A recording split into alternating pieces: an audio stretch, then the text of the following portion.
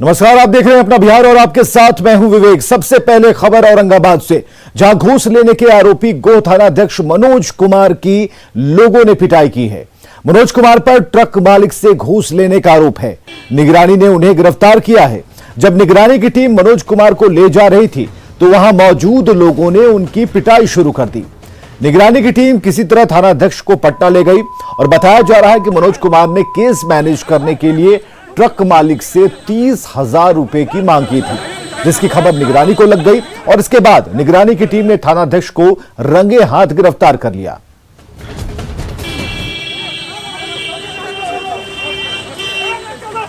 तो औरंगाबाद से ये तस्वीरें आप देख पा रहे हैं। निगरानी की टीम उस आरोपी थानाध्यक्ष को ले जाती हुई पटना की तरफ ले जा रही थी, तभी जो वहां लोग थे उन्होंने उनकी पिटाई करनी शुरू कर दी। संजय हमारे साथ, हमारे सहयोगी। संजय, क्या खबर है इस बारे में? थानाध्यक्ष की पिटाई की गई, लोग जो पिटाई कर रहे थे वे कौन लोग थे? क्या ट्रक मालिक उनसे संबंधित लोग थे या आम जनता थी? जी विवेक, दरअसल यह मामला ये गाड़ी के परिचालन से जुड़ा हुआ है। देवकुंड के बंधवा गांव निवासी गिरीश शर्मा जो ट्रक ऑनर हैं, उनका ट्रक चलता है गोह में गिट्टी मिट्टी के परिवहन में, और उसी के परिचालन को लेकर थानाध्यक्ष के द्वारा उन्हें प्रताड़ित किया जाता था कि प्रति माह 30,000 रुपए की घूस दो, नजराना दो, अन्यथा हम तुम्हारी गाड़ी नहीं चलने देंगे। बकौल गिरीश कई बार उनके ट्रक को थानाध्यक्ष ने जबरन रोक भी लिया था और फिर फाइन वसूल कर उनसे वो गाड़ी को छोड़ा गया था। इसी की शिकायत निगरानी से गिरीश ने की थी, जिसकी पुष्टि करने के बाद निगरानी की टीम यहां पहुंची और घूस लेते 30,000 रुपए घूस लेते थानाध्यक्ष मनोज कुमार को रंगे हाथों धर दबोच। चलिए, बहुत बहुत शुक्रिया आपसे बातचीत के लिए, तमाम जानकारियों के लिए। और वैशाली में एक बार फिर बेखौफ अपराधियों ने बैंक लूट की बड़ी घटना को अंजाम दिया है। बेदुपुर के कंचनपुर स्थित एक्सिस बैंक की शाखा से बाइक सवार अपराधियों ने दिन दहाड़े करीब 47,54,000 की लूटपाट की। इस घटना के बाद प्रशासन के दावों पर सवाल खड़े हो रहे हैं। घटनास्थल से संवाददाता राजीव मोहन की यह रिपोर्ट देखिए।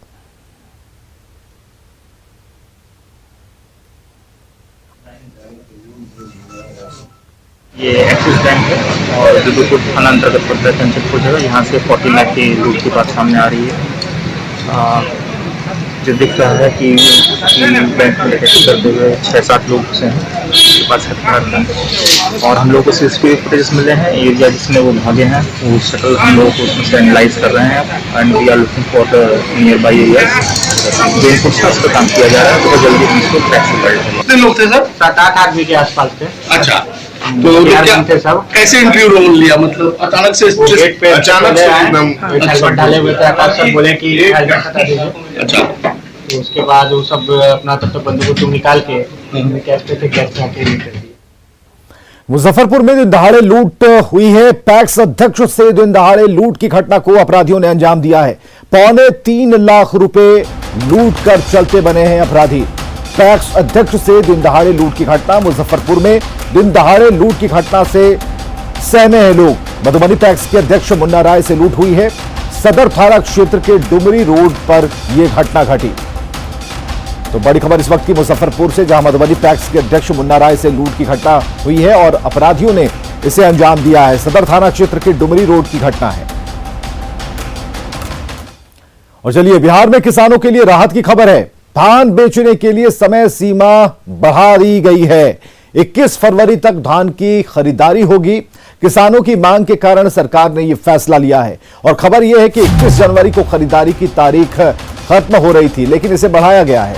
45 लाख मीट्रिक टन धान खरीदी का लक्ष्य रखा है सरकार ने। और किसानों के लिए एक अच्छी खबर यह है कि धान बेचने के लिए समय सीमा बढ़ा दी गई है। यह राहत भरी खबर है। अब 21 फरवरी तक धान की खरीदारी होगी।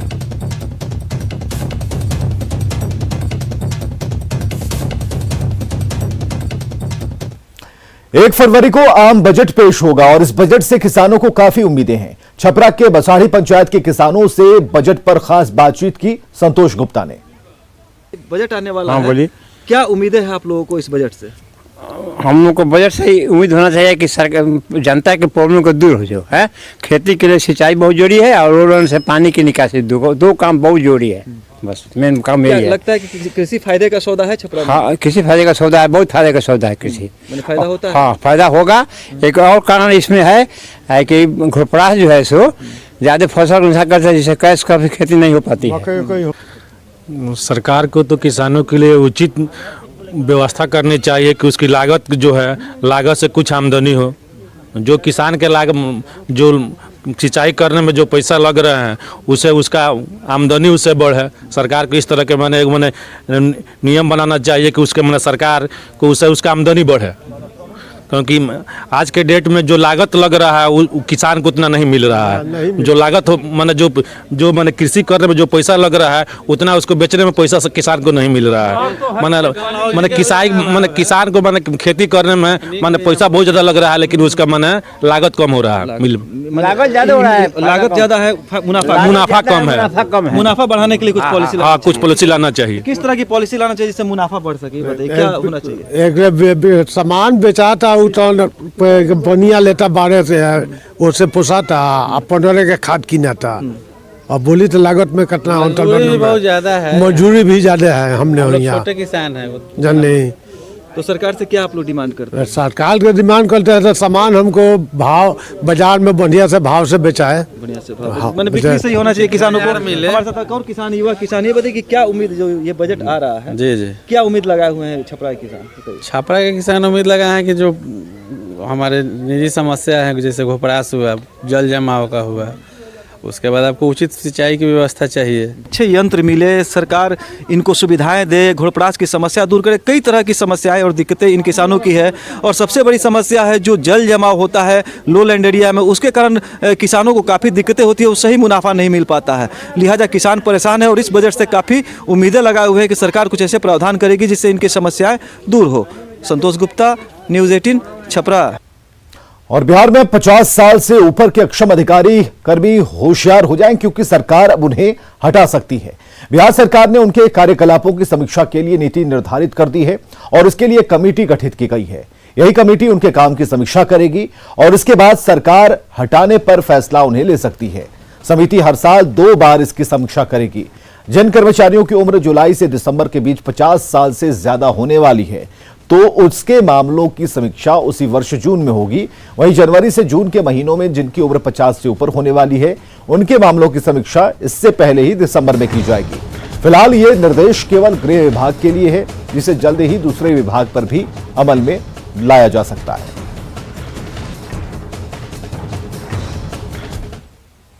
तो 50 साल से ज्यादा हो चुके निकम्मे लोगों को जबरन रिटायर करने के मामले में ADG police headquarter Sunil Kumar ने बताया कि गृह विभाग ने कमेटी का गठन किया है। ये समिति गृह विभाग के लिए और गृह विभाग से संबद्ध सभी विभागों के लिए बनाई गई है। इस समिति के द्वारा जो अपनी मॉडलिटीज वर्कआउट की जाएंगी और गृह विभाग के द्वारा जो दिशा निर्देश दिए जाएंगे, उन आधार पर आगे की कार्रवाई की जाएगी। अभी इस पर जो है कुछ भी बोलने के लिए बहुत अपरिपक्व है।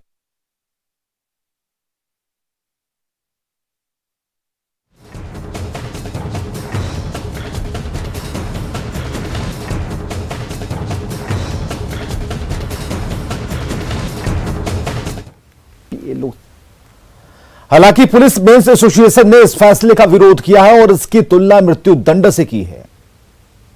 50 वर्ष उम्र पूरा कर चुके राज्य सरकार के कर्मचारियों को जबरन सेवानिवृत्त करने का राज्य सरकार का निर्णय सामूहिक जनसंहार के समान है। इस उम्र में हर तरह से पारिवारिक जवाबदेही कर्मचारियों के कंधे पर होता है। उस उम्र में जबरन रिटायर करने का निर्णय उन्हें मृत्यु की ओर धकेलने के समान है। और सरकार के फैसले को बिहार सचिवालय सेवा संघ ने भी बेतुका बताया। संघ के महासचिव ने कहा कि इस आदेश का कर्मचारियों के काम पर प्रतिकूल असर पड़ेगा। सचिवालय सेवा संघ का आग्रह होगा सरकार से इस आदेश का पुनर्विचार कर। इससे एक सरकार के प्रति भी लोगों में आक्रोश होगा और जो सरकार के हित में भी नहीं होगा और राज्य सेवा के पदाधिकारियों कर्मचारियों के हित में भी नहीं होगा। ये आदेश मेरे समझ से, मेरे संघ के हिसाब से सही नहीं है। विरोध करेंगे इसका? पुनर्विचार करने की आवश्यकता है। हम लोग जिस समय निकला था उस समय भी प्रतिकार इसका किया था। विभिन्न संघों के द्वारा इसका आदेश की प्रति भी जलाई गई थी। तो ये आदेश सही नहीं है, इस पर सरकार को पुनर्विचार करने की आवश्यकता है। मनोबल तोड़ने वाला आदेश, मनोबल तोड़ने वाला है। अक्षम है वो 50 वर्ष का, 30 वर्ष में है, उसको भी बर्खास्त करने की सरकार को शक्ति है। तो सक्षम अक्षम की बात नहीं है। तो सरकार के नए फैसले का जहां कुछ कर्मचारी स्वागत कर रहे हैं, वहीं कुछ कर्मचारियों ने इसे गलत कहा है। कुछ कर्मचारियों का कहना है कि 80 साल तक बिना काम की नेतागिरी करते हैं, तो फिर कर्मचारियों में ये सब क्यों देख रहे हैं? मान लीजिए कि काम करने में जो अक्षम है, अगर वो सरकार रिटायर करा दे रही है तो कोई दिक्कत नहीं है। अब जो काम कर ही नहीं सकता है आदमी कार्यालय में, तो उसको करा ही देने में भलाई है कि उसके जगह पर दूसरा कोई आएगा तो अपना करेगा। बिल्कुल नहीं मतलब स्वागत करते हैं इस्तीफा। मतलब 50 वर्ष में अगर कर्मचारी काम करने लायक नहीं रहते हैं तो और लोग कैसे रह सकते हैं? ये भी बात है ना। वो तो खैर सोचना पड़ेगा भाई। अच्छे लोग तो वही काम करेंगे ना जिसको सरकार क्या कहेंगे? अच्छे काम और क्या बोले, अब ऐसा बातें बोल रहे हैं। जो काम नहीं कर रहे हैं, काम बिहार के मुख्यमंत्री हैं, वो अच्छे काम कर रहे हैं। वो अच्छे काम कर रहे हैं। मुख्यमंत्री जी अच्छा काम कर रहे हैं, वो अपने आप को सही हैं। फिर कर्मचारी पर दोष क्यों लाते हैं? 10 वर्ष जो कर्मचारी सेवा किया सरकार की, उसको पेंशन बंद है। और जो 5 साल किए उसको पेंशन चालू। बेहतर नहीं काम करते तो 30 वर्ष में हटाया जा सकता है, उसका कोई मायने नहीं रखता है। अधिकतर तो सब तो बेहतर ही काम करता है। सरकार यहाँ का बेहतर काम नहीं कर रही है, हम लोग को हटाया जा रहा है। तो 50 साल से ऊपर के अक्षम कर्मचारियों को जबरन रिटायर करने का आरजेडी और कांग्रेस ने विरोध किया। वहीं बीजेपी का कहना है कि फैसला सही है। ऐसे राज्य में जहां 40, 45, 46 की उम्र में किसी को नौकरी मिलती है बड़ी मुश्किल से, और उसके बाद आप इस तरह की तुगलक वाली चीजें ला रहे हैं। न जाने कौन आपको सलाह दे रहा है, न जाने किसके वश में और दबाव में आप काम कर रहे हैं। ये लोक विरोधी, जन विरोधी फैसले हैं। और अक्षमता का अगर पैमाना है और वो मायने रखता है, तो क्या इस पूरी सरकार को रिटायर नहीं होना चाहिए जबरन? ये बहुत ही अनैतिक फैसला है। आप कैसे मान लेंगे कि 50 साल के ऊपर का आदमी सक्षम नहीं है? और जो लोग ये फैसला, इस तरह का फैसला ले रहे हैं, क्या वे खुद सक्षम हैं? तब तक सवाल उठेगा कि बिहार में लॉ एंड ऑर्डर खराब है, इसका मतलब गृह मंत्री सक्षम नहीं है। असल में जबरन रिटायरमेंट की बात नहीं है, लेकिन अगर कोई काम करने वाले लोग नहीं हैं तो उनको खुद से हट जाना चाहिए कि हमसे अब काम नहीं होगा। क्योंकि अगर वो काम नहीं करेंगे तो मास जो जनता का काम होता है वो प्रभावित होता है। योजनाएं जो लागू करनी होती है जनता के हित में, वो योजनाएं नहीं लागू हो सकती है सही तरीके से। वहाँ तक जो जनता को हम चाह रहे हैं कि जनता का एक एक समस्या का हम समाधान करें, उसमें अगर वो बाधा पहुंचती है तो ये इसका स्वागत करना चाहिए। और बात करते हैं सड़क पर घूम रहे यमराज की, जो छोटी गलती पर सजा देने के लिए तैयार हैं।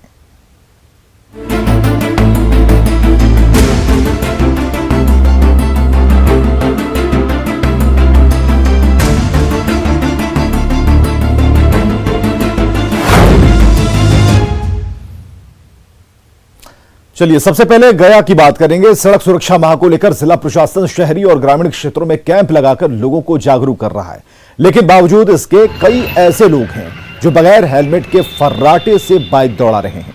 प्रशासन ने वाहन चेकिंग अभियान तेज कर रखा है और बगैर हेलमेट के चलने वाले से जुर्माना भी वसूला जा रहा है। न्यूज 18 की टीम ने जब सड़कों पर रियलिटी चेक किया तो ज्यादातर लोग बगैर हेलमेट के ही बाइक चलाते नजर आए। का आयोजन किया जा रहा है। शहर से लेकर ग्रामीण इलाकों में भी पुलिस के द्वारा सड़क सुरक्षा अभियान को लेकर के जागरूकता लोगों को किया जा रहा है, लेकिन बावजूद इसके कई ऐसे लोग हैं जो बिना हेलमेट के बाइक चला रहे हैं। हालांकि पुलिस भी पूरी तरह से सक्रिय है और ऐसे लोगों पर प्रतिबंध भी लगाते हैं और जुर्माना भी कसते हैं। देखिए हम अभी इस वक्त है गया के काशीनाथ मोड़ के पास, और यहाँ पर आप देख सकते हैं कि जो बिना हेलमेट के जो लोग गाड़ी चला रहे हैं उनके लिए पुलिसकर्मी यहाँ पर तैनात है और उन लोगों को रोकती है और उस पर जुर्माना कसती है। कुछ लोग यहाँ पर भी है, कई लोग ऐसे भी हैं जो यहाँ पर बिना हेलमेट के पुलिस के द्वारा जो पकड़ा गया है, हम इनसे जानते हैं कि आखिर वो हेलमेट क्यों नहीं पहनते हैं। आप कहाँ से आए हैं? आप कहाँ से आए हैं? पुलिस लाइन बंगाली कॉलोनी से। अच्छा, किस लिए रोकी है पुलिस? क्या जी? पुलिस किस लिए रोक दी है? चेकिंग के लिए। गाड़ी चेकिंग। हेलमेट नहीं पहने थे? हाँ, हेलमेट नहीं। कहीं छूट गया कि नहीं पहने हेलमेट? क्या हेलमेट क्यों नहीं पहने थे? क्या हेलमेट घर पे छूट गई थी सर। अच्छा, इसलिए कहाँ जा रहे थे आप? जा रहे थे पुलिस लाइन। अजी यहाँ जरानी हॉस्पिटल। अच्छा, तो हेलमेट पहनना तो जरूरी है ना? जरूरी है सर, सेफ है। सेफ है। अब से तो हेलमेट पहनेंगे? बिल्कुल हेलमेट पहनेंगे और दूसरों को जागरूक भी करेंगे हेलमेट पहनने के। हेलमेट एक ही को है तो लेके चल गया, तो हम सोचे थोड़ा सा काम है तो चल आते हैं, तो फिर यहाँ पे चेकिंग लगा था, पकड़ा गए। अभी तो गाड़ी कम से कम 5-6 गाड़ी लगा हुआ है, 2 फाइन कटा है और लोग अभी नहीं कटाए हैं। कुछ लोग ऐसे हैं जो कि हेलमेट रखे हुए रहते हैं लेकिन लगाते नहीं हैं। तो सब लोग क्या करते हैं आप? हेलमेट का 1000 का फाइन है, 1000 का फाइन काटते हैं। देखिए, सिविल लाइन थाना के एसआई थे जिन्होंने कहा कि कई ऐसे लोग हैं जो हेलमेट तो पहनते नहीं हैं, हालांकि वो गाड़ी में भी हेलमेट रखे हुए रहते हैं। लेकिन आपको हम बता दें कि इस तरह के जो बिना हेलमेट के जो लोग चलते हैं वो अपने और अपने पूरे परिवार को भी ख्याल नहीं रखते हैं। अगर किसी तरह की कोई घटना घट जाती है तो वो पुलिस पर ही दोष मंजते हैं। ज़रूरी है कि हमें और आपको भी हेलमेट पहनकर ही चलना चाहिए। एलन लिली, न्यूज़ 18 गया। और मुंगेर में भी सड़क सुरक्षा माह के दौरान लोगों को प्रशासन की तरफ से जागरूक किया जा रहा है, लेकिन फिर भी लोग हेलमेट पहनने में लापरवाही बरत रहे हैं। ट्रैफिक इंस्पेक्टर सड़क पर उतरकर खुद लोगों को समझा रहे हैं और हादसे के वक्त हेलमेट किस तरह से सुरक्षित आपको रख सकता है, इसकी जानकारियां भी दी जा रही हैं। हालांकि इन सबके बावजूद कुछ लोग बगैर हेलमेट के ही बाइक पर फर्राटा लगा रहे हैं।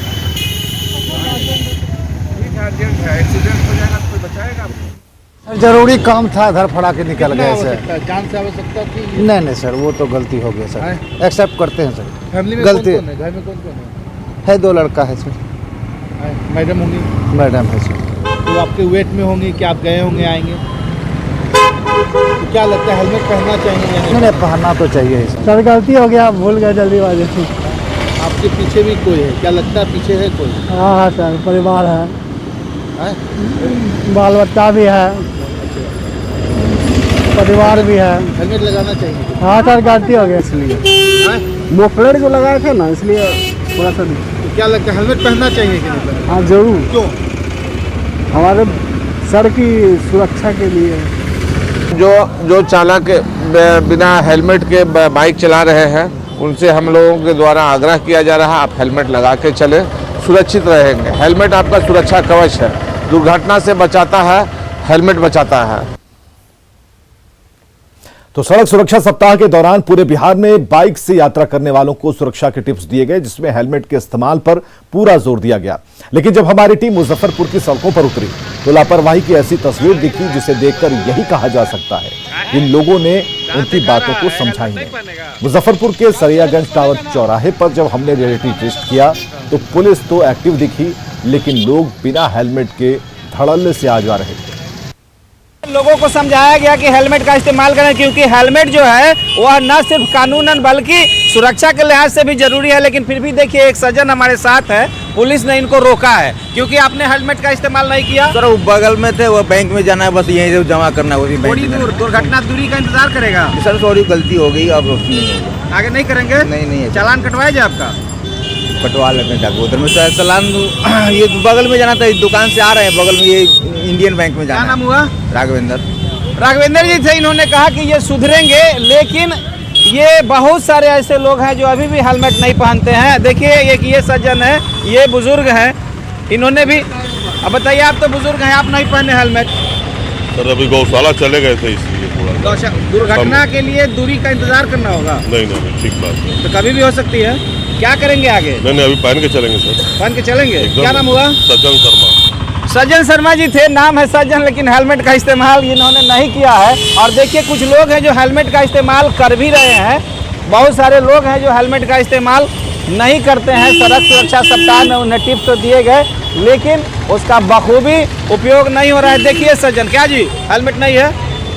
हेलमेट कहाँ रख दिए? यही दुकान में छूट गया था। दुकान में हेलमेट है, गाड़ी पर आप आ गए, नहीं, दुकान में छूट गया था ना रात को इसी का। दुर्घटना नहीं होगी? नहीं होगी जरूर, लेकिन पुलिस नहीं पकड़ती है क्या आप लोग? पकड़ती है सर। तो फिर भी उसके बाद? नहीं, अभी आपका दुकान में छूट गया, आज के बाद ऐसा नहीं होगा। आज के बाद ऐसा नहीं होगा। क्या नाम है?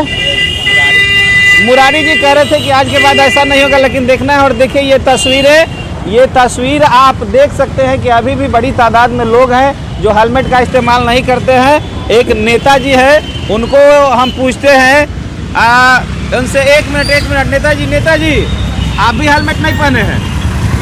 जय नहीं पहनिएगा हेलमेट? नहीं पहनेगा, कहाँ नहीं पहनेगा। तो फिर अभी बगले में हॉस्पिटल जा रहा है, थोड़ी दूर के लिए भी दुर्घटना कहीं भी हो जाएगी। ठीक है। देखिए लोग हैं जो सुधर रहे हैं, लेकिन बहुत सारे लोग अभी भी हेलमेट का इस्तेमाल नहीं कर रहे हैं। तो ये तस्वीर है मुजफ्फरपुर की, जिसमें बहुत सारे लोगों ने हेलमेट का इस्तेमाल करना शुरू कर दिया है, लेकिन अभी भी कई तादाद में ऐसे लोग हैं जो हेलमेट का इस्तेमाल नहीं कर रहे हैं। सुधीर कुमार, न्यूज़ 18 मुजफ्फरपुर। और आगे देखिए जोहार झारखंड।